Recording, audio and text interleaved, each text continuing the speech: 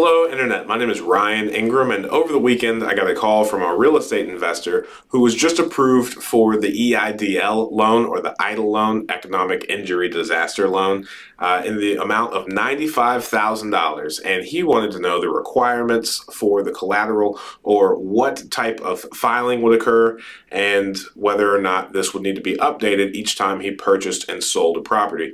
I didn't have the answers to any of these questions, and as a real estate investor myself, this is honestly why I've been avoiding and almost encouraging people not to take an EIDL loan or EIDL loan in the amount greater than $25,000, because I honestly don't like the idea of the government or the SBA having collateral on your business. But nonetheless, this really piqued my curiosity, and I just spent about an hour on the phone with the SBA getting some answers. And in this video, I will tell you exactly what I learned.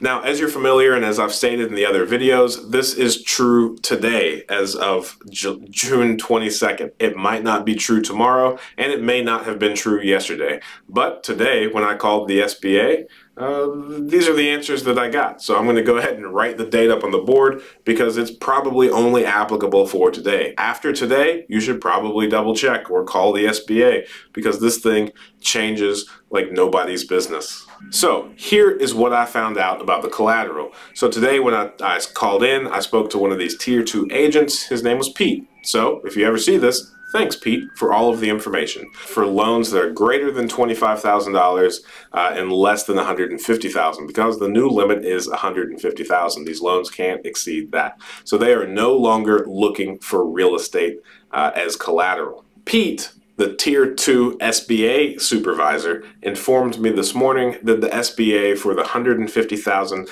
down to $25,000 loans, they are only looking for three main forms of collateral: equipment, machinery, and accounts receivable. Now, as I started asking more and more questions, what Pete ultimately told me was that the real person to answer all of these questions would be the case manager or the loan officer whenever you're contacted after the application is approved and the final loan documents are being prepared. Now, I asked Pete several questions about, in the event of default, why would the SBA not be after the real estate if I am a real estate investor?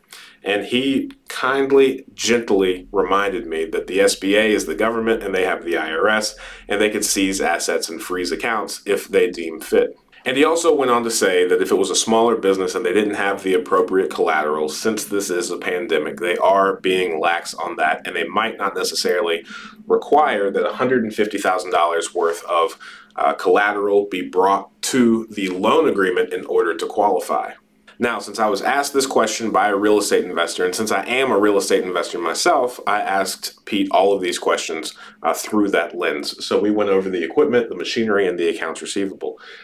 We went over the fact that I don't have any equipment or machinery that could be held as collateral. And he said, since this pandemic, the severity of it, it seemed like a scripted thing that he said, but ultimately he said that not having enough collateral is not means for a loan to be denied.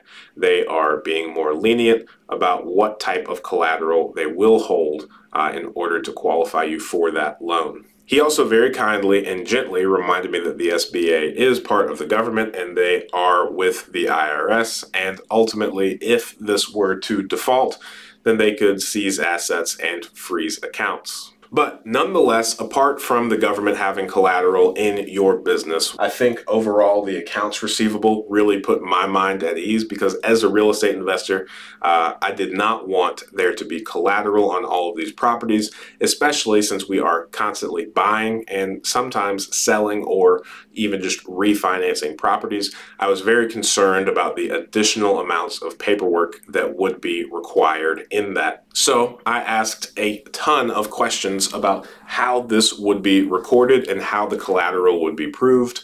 And ultimately what this is it's just one blanket general security agreement that is filed with the UCC. So from my understanding, this is a document that is filed with the UCC, and it does not include any specific itemized or scheduled list of the equipment, machinery, or accounts receivable. It's just a blanket document, boilerplate, that states that the SBA has a general security agreement on all business assets. Now, I couldn't get any more specific than that. If you guys have any insight, please let me know. I'm very curious and would love to know, but nonetheless, I was very relieved to know that this is not something that needed to be constantly updated when more properties were purchased or refinanced. So if you're a real estate investor and you're worried about these loans because of the collateral, then I think you should probably feel pretty confident in that it's not really going to mess up the flow of your business or the paperwork required in order to purchase or close or refinance properties. Now, these SBA videos always lead to some pretty colorful comments, so please, if you have any insights or experiences with loans greater than $25,000, I really am interested in your collateral process. What exactly was filed? I tried to get them to send me just like a copy of the general security agreement that they use. Unfortunately, they weren't able to do that. They said that that was, again, with the loan officer once that loan was approved. Now, for the insurance agency, like I talked about in this video, I did not have to put up any collateral because it was only $18,000.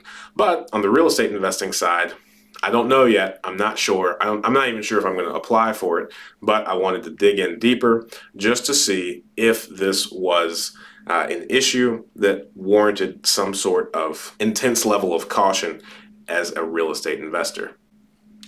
So thanks so much. Looking forward to talking to you guys soon. Thanks.